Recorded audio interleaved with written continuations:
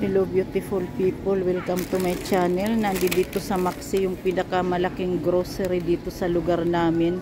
Maraming mga branches ito sa buong Sweden. Yung nabili ko lahat, ayan, worth 4,198. Yung 4,198 ay i-times ano mo, more or less 550. Halimbawa ang 1,000, 5,000, between mahigit 5,000 to 5,500. Pagkatapos mayroon nito, ayan, yung tinatawag na ano, na bonus. May bonus na ano, 150, minus 150. Kasi pag bumibili ka ng bumibili, yan dito, ganun sa Sweden. Ito yung mga ano to, mga juice ito, Bravo. Pagkatapos,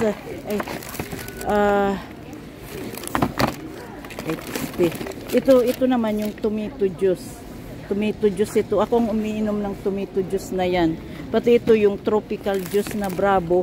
Ako yan ang umiinom. Ayan, tig 2 liters ang isa niyan. Kada isa 2 liters. Ayan, nakalagay 2 liters. Ito naman, sis Bineric, itong iinom. Ano, yung iba-ibang flavor niya.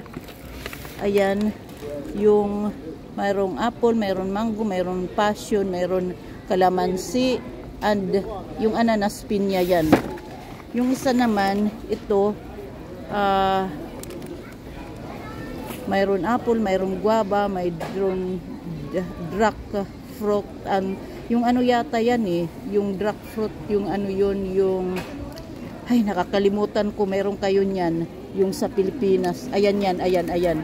Drac fruit ang tawag niyan. Ayan. Dragon pala, dragon. Yan. Yan ang ano niyan. Pagkatapos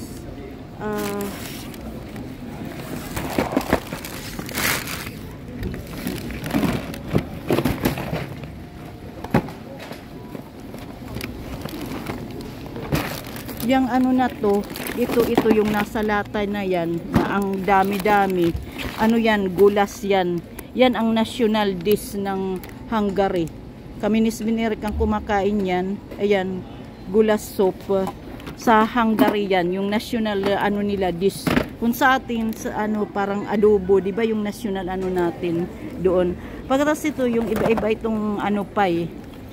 May kebab, ano with vitlook sauce, ano yan, yung lasuna ba, lasuna na sauce. Pagkatapos mayroon Mexican takong pie, bacon and broccoli pie, chicken and broccoli pie.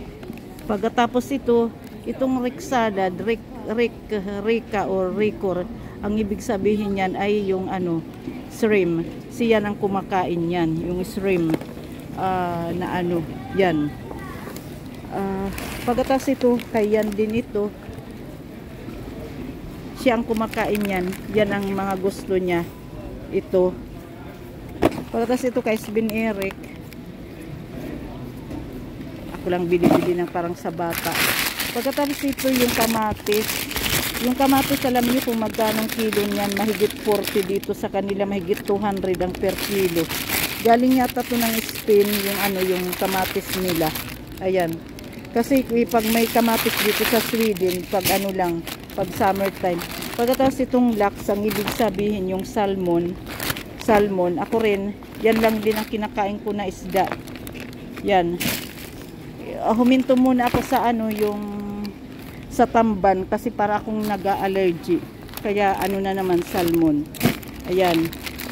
Ang isa nito, ilan to, 400 grams ang isa niyan, 99. Mura-mura dito kasi sa iba mahigit 100. So mahigit ito ano, mahigit 500, 99 Swedish crowns. Ayan. Pagkatapos ito rin yung yellow paprika nila, ang mahal na ngayon ng mga ano dito, ng mga gulay.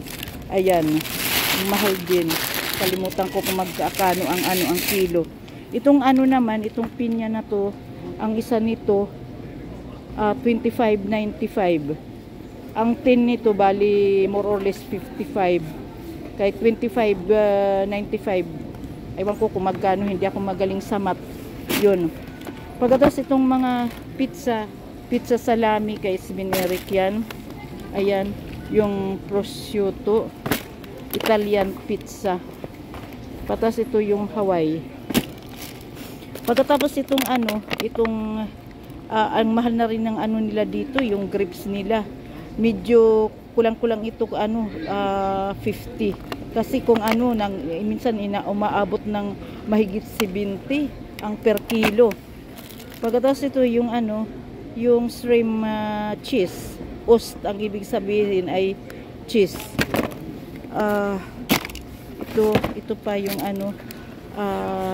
plus ito yung chicken Jacob na may yan, may chili at saka may saging na linagay. Masarap din. Allergy lang ako sa sa chicken. Chickling kasi ang tawag nila ng Pagkatapos itong per yan. Yung avocado nila hindi kagaya sa Pilipinas, yung avocado dito pag yung parang kinukuha yata yan ng hindi pa yung hindi pa yung na dapat kunin. Kaya pag nahinog sila sa ilalim maitim, itatapon mo na lang. Pagkatapos hindi pa masarap na kagaya sa Pinas. Kaya yan. Ito. Yan puro. Pagkatapos ito naman yung manis, kumakain yan ng manis. Para ito yung yung tamban, yan kinakain niya. Iba-ibang flavor, yung hilaw yan parang sa atin, yung kinilaw sa atin. Look, ang ibig sabihin ay sibuyas. Sil, ang ibig sabihin ay tamban. Look, sil, yun ang niya. Pagkatapos itong itong mani na to, ang mahal-mahal nito, ang 400 grams, kulang 74 ba yun? Basta ganon sa pera nila. Yun. Tapos ito pa dito, yung chicken schnitzel. Pagkatapos yung pan beef nila, yung beef. Ayan. Mga luto na yan, pag init na lang sa microwave, kaya Bineric yan. Pagkatapos yan, yung chicken roast chicken. Pagkatapos ito yung yogurt, mango and persico. Yung nakalagay dyan, utan, tilsat, soker. Walang walang asukal. Yun sa akin yan. Pag nagmi-milkshake ako, yun ang ko, yun ang linalagay ko. Pagkatapos alam nyo na yung beef ko, hindi ako kumakain ng ibang beef. Rig beef, ang ibig sabihin ay sirloin steak. Ang 200 gram na to, kulang-kulang 80 sa pera nila. 11 pieces yan na binili ko. 2, 4, 6. Pagkatapos ito pa dito, 5 pieces, 11 yan. Pagkatapos yung saging, mahal yung saging din nila. Kulang-kulang 25 per kilo sa pera nila. Less than 150, mga ganon. Pasala kasi sila, bumili lang ako ng damit.